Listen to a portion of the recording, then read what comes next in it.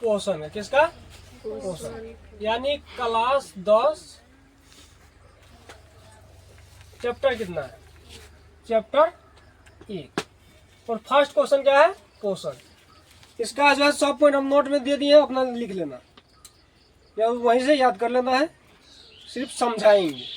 पोषण क्या है, स्वपोषण क्या है, परपोषण क्या है, स्वपोषी क्या है, परपोषी क्या है, या परजीवी क्या है।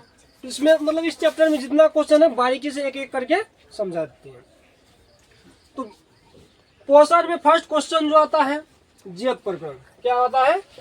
जैव प्रक्रम। क्या आता है क्वेश्चन? जैव प्रक्रम। तो जैव प्रक्रम क्या है? तो जैव प्रक्रम वे सारी क्रियाएं जिनके द्वारा जीवों का अनुसरण होता है। वे सारी क्रियाएं जिनके द्वारा जीवों का क्या होता है?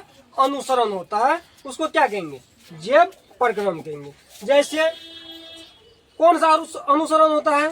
तो पोषण, शोषण, जो भी मतलब शरीर की अनुसरण क्रिया होती है, शोषण, पोषण, उत्सर्जन, ये सब किस में आता है? जैव प्रक्रम में। उसका दूसरा क्वेश्चन क्या है? पोषण किसे कहते हैं? क्या है क्वेश्चन? पोषण। पोषण किसे कहते हैं? तो पोषण किसे कहते हैं? वह विधि जिसमें जीव पोषक तत्वों का ग्रहण करे। यानी पोषण मतलब क्या हुआ? वह विधि जिसमें जीव पोषक तत्वों को ग्रहण करे, उस विधि को क्या कहेंगे? पोषण विधि। क्या कहेंगे? पोषण। जीवों में मुख्यतः पोषण कितने होते हैं? तो जीवों में मुख्यतः पोषण कितने होते हैं? 2 होते हैं। कितने होते हैं? 2। एक तो स्वपोषण होता है। क्या होता है? स्वपोषण। दूसरा क्या होता है? परपोषण। एक स्वपोषण, दूसरा परपोषण। तो स्वपोषण क्या है, परपोषण क्या है? स्वपोषण में जीव स्वयं भोजन बना खाता है। स्वपोषण में जो है इस प्रकार के पोषण में जीव भोजन के लिए अन्य जीवों पर क्या रहता है? निर्भर नहीं रहता है। स्वपोषण में जीव अन्य जीवों पर क्या होता है? अन्य जीवों पर निर्भर नहीं होता। अन्य जीवों पर निर्भर नहीं होता है। निर्भर नहीं होता है। स्वपोषण समझ गई। परपोषण में क्या होता है? जीव जो है दूसरे जीवों पर निर्भर रहता है। दूसरे जीवों पर क्या रहता है? दूसरे जीवों पर निर्भर रहता है। दूसरे जीवों पर निर्भर रहता है। यानी कहने का मतलब है कि पोषण 2 प्रकार के, एक स्वपोषण, दूसरा क्या? परपोषण। एक स्वपोषण, दूसरा क्या? परपोषण। स्वपोषण में क्या होता है कि जीव जो है अन्य जीव पे निर्भर रहता है। परपोषण में क्या होता है? स्वपोषण में अन्य जीवों पर निर्भर नहीं रहता है। परपोषण में अन्य जीवों पर निर्भर रहता है। जैसे पेड़ पौधा स्वपोषण में आता है। क्यों आता है? क्योंकि अन्य जीवों पर निर्भर नहीं रहता है। जैसे मनुष्य परपोषण में आता है। क्यों आता है? क्योंकि दूसरे जीवों पर निर्भर रहते हैं। हम लोग जो भोजन करते हैं कहाँ से करते हैं? दूसरे जीवों से। जैसे गेहूं का पौधा, तो उससे गेहूं उपजता है तो वह खाते हैं। धान का पौधा, धान उपजता है तो वह खाते हैं। यानी हम क्या है? परपोषण, परपोषी जीव है। कहा कि हम दूसरे जीवों पर निर्भर है। उसके बाद जो क्वेश्चन है क्या है? तो स्वपोषी क्या होता है? तो उसका पूरा डिटेल सुन। स्वपोषी यानी पोषण की वैसी विधि जिसमें जीव अपना भोजन स्वयं बनाते हैं, उसे क्या कहेंगे? स्वपोषण या स्वपोषी। जैसे कि सभी हरे पौधे। जैसे कि क्या? सभी हरे पौधे। सभी हरे पौधे क्या है? सभी हरे पौधे क्या है? स्वपोषी। सभी हरे पौधे क्या है? स्वपोषी है। यानी कहने का मतलब है कि सभी हरे पौधे स्वपोषी होते हैं। इन पौधों में एक प्रकार की रचना हरित लवक या क्लोरोप्लास्ट पाई जाती है। क्लोरोप्लास्ट में हरे रंग का वर्णक पर्णहरित या क्लोरोफिल पाया जाता है। क्लोरोफिल के कारण ही पत्तियों का रंग हरा होता है। यानी पेड़ पौधा में किसके कारण रंग हरा होता है? क्लोरोफिल के कारण। किसके कारण? क्लोरोफिल के कारण। परपोषण, इस प्रकार के पोषण में जीव स्वयं भोजन संश्लेषित न करे। यानी जो परपोषण यानी सीधा सा कहो कि दूसरे जीवों पर निर्भर रहता है। उसके बाद जो है परपोषण की 3 प्रकार होते हैं। परपोषण के कितने प्रकार? परपोषण के 3 प्रकार। परपोषण के कितने प्रकार है? 3 प्रकार। परपोषण के कितने प्रकार? 3 प्रकार। मृत जीवी। क्या है? मृत जीवी। परपोषण कितने प्रकार? 3 प्रकार। मृत जीवी, परजीवी, मृत जीवी, परजीवी, मृत जीवी, परजीवी, प्राणी जीवी। मृत जीवी, परजीवी, प्राणी जीवी। ये जो है इसका आगे है पोषण के यानी परपोषण के 3 प्रकार। उसके बाद बात करेंगे मृत जीवी क्या है, परजीवी क्या है। उसके बाद मृत जीवी पोषण, इस प्रकार के पोषण में जीव मृत जंतुओं और पौधे के शरीर, यानी मृत जीवी में क्या होता है कि जीव जो है मृत शरीर या मृत पौधे से अपना भोजन करता है। उसके बाद जो है मृत जीवी को अपघटक भी कहते हैं। मृत जीवी को क्या कहते हैं? अपघटक। क्या कहते हैं? मृत जीवी को अपघटक भी कहते हैं। मृत जीवी को अपघटक भी कहते हैं। अनेक कवकों, बैक्टीरिया तथा कुछ प्रोटोजोआ में पोषण की यह विधि पाई जाती है। फिर बात करेंगे परजीवी। क्या बात करेंगे? परजीवी। परजीवी, परजीवी मतलब इस प्रकार के पोषण में जीव दूसरे प्राणी के संपर्क में अस्थायी यानी परजीवी में ऐसे जीव मतलब जो अस्थायी या अस्थायी रूप से रह करके किसी जीव के संलग्न में अपना भोजन प्राप्त करते हैं, उसको क्या कहेंगे? परजीवी कहेंगे। क्या कहेंगे? परजीवी। यानी जैसे कवक, जीवाणु, कुछ पौधे तथा कई जंतु जैसे गोल, कृमि, टेमवर्क, मलेरिया क्या है? परजीवी है। क्या है? परजीवी है।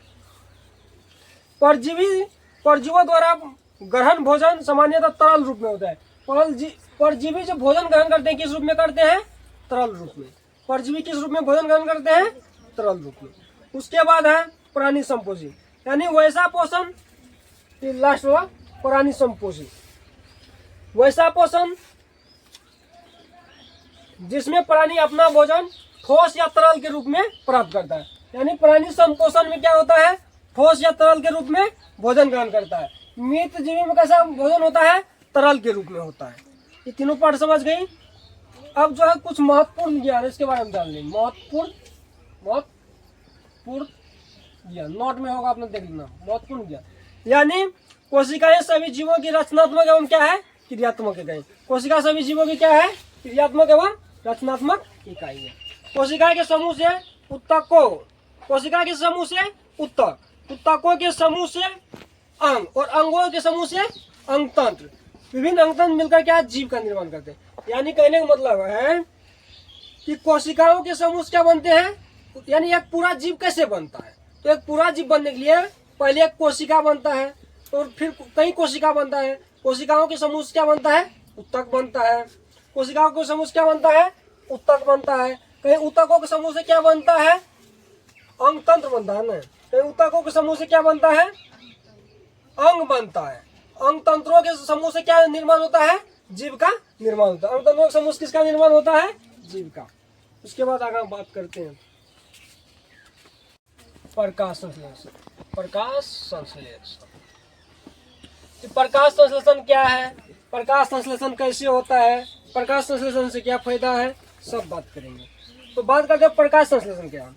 जिस प्रक्रिया के द्वारा पौधा अपना भोजन तैयार करता है उसको क्या कहेंगे?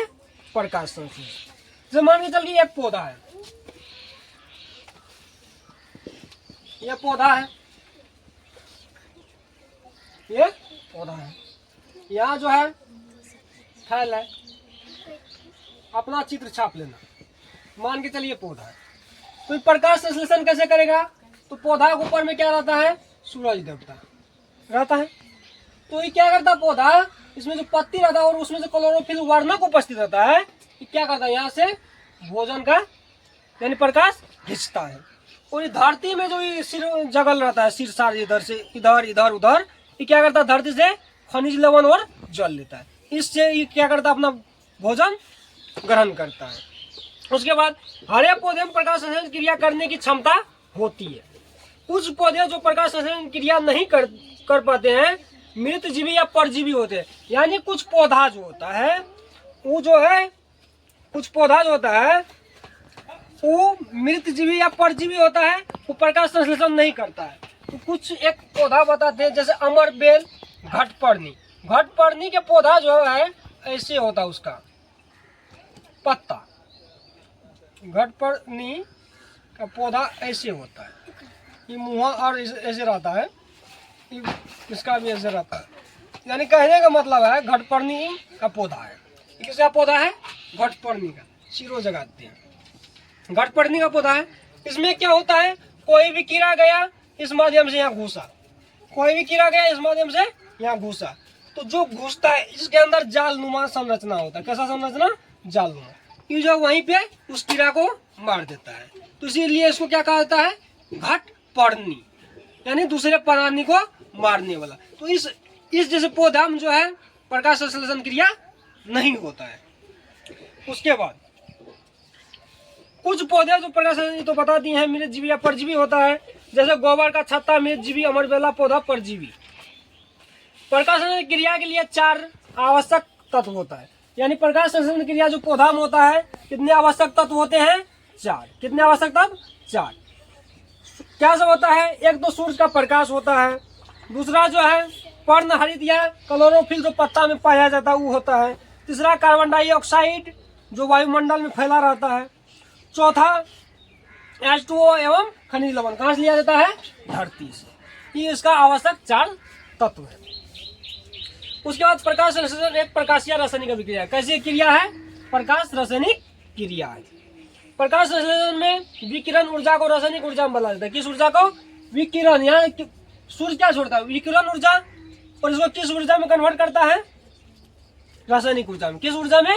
रासायनिक ऊर्जा में बदलता है। प्रकाश संश्लेषण द्वारा बना भोजन स्टार्च या मड के रूप में संचित होता है। किस रूप में? स्टार्च या मड के रूप में संचित होता है। प्रकाश संश्लेषण में उत्पोत्पाद के रूप में ऑक्सीजन बनता है। जब ये उत्पोत्पाद करता है यानी अपना गैस छोड़ता है तो उसमें क्या छोड़ता है?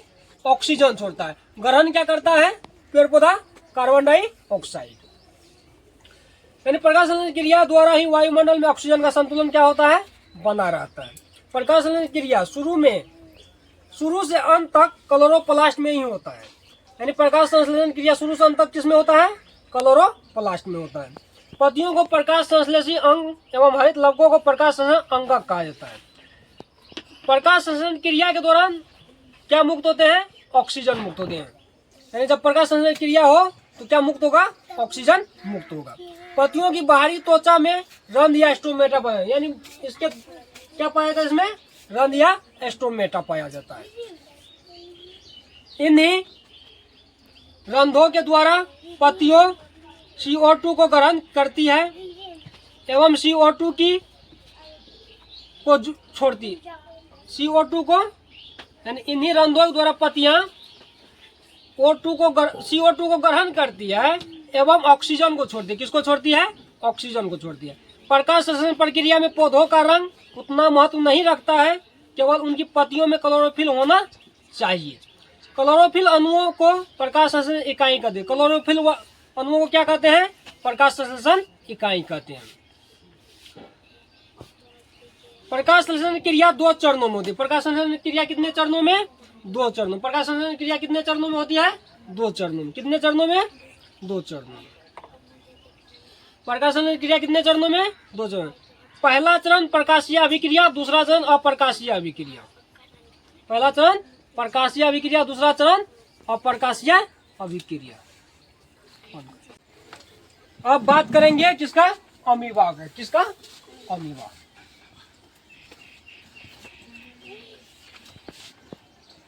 अमीबा। तो बात करेंगे कि अमीबा क्या होता है। अमीबा क्या होता है? क्या बात करेंगे? अमीबा क्या होता है? ध्यान से सुनो। अमीबा एक सरल प्राणी संपोषण है, संपोषी जीव है। प्राणी संपोषी जीव हम बता दिए हैं कि क्या होता है प्राणी संपोषी जीव।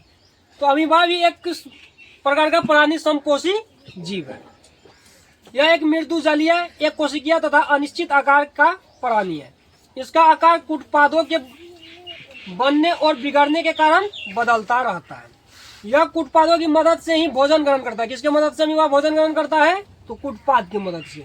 अमीबा का भोजन शैवालों के छोटे छोटे टुकड़ों, बैक्टीरिया, डायटम एवं अन्य छोटे एक कोशिकीय जीव तथा मृत कार्बनिक पदार्थ के छोटे छोटे टुकड़े इत्यादि। अमीबा में पाचन भोजन रसधानी में ही एंजाइम के द्वारा होता है। कहाँ पे होता है? रसधानी में एंजाइम द्वारा। अमीबा में अपने भोजन को शरीर से बाहर निकालने का कोई निश्चित स्थान नहीं होता है। पैरामीशिया यह एक प्राणी समभोजी एक कोशिकीय जीव है। अमीबा की भांति पैरामीशियम भी मृदु जलीय प्रोटोजोआ। कैसी जीव है? तो मृदु जलीय प्रोटोजोआ है। इसका शरीर में परचलन अंगक सिलिया से ढका है। पैरामीशिया में भोजन का अंतर्ग्रहण शरीर के एक निश्चित स्थान से होता है जो कोशिका मुख या एस्टोमेटा कहलाता है। क्या कहलाता है? कोशिका मुख या एस्टोमेटा कहलाता है। अब है पाचन तंत्र। क्या है? पाचन। पाचन पाचन आज की कौन है? आज कल। ठीक है, इसको आगे हम बताएंगे कल का। क्या है? पाचन तंत्र। इसको नोट से पढ़ के आना। ठीक है।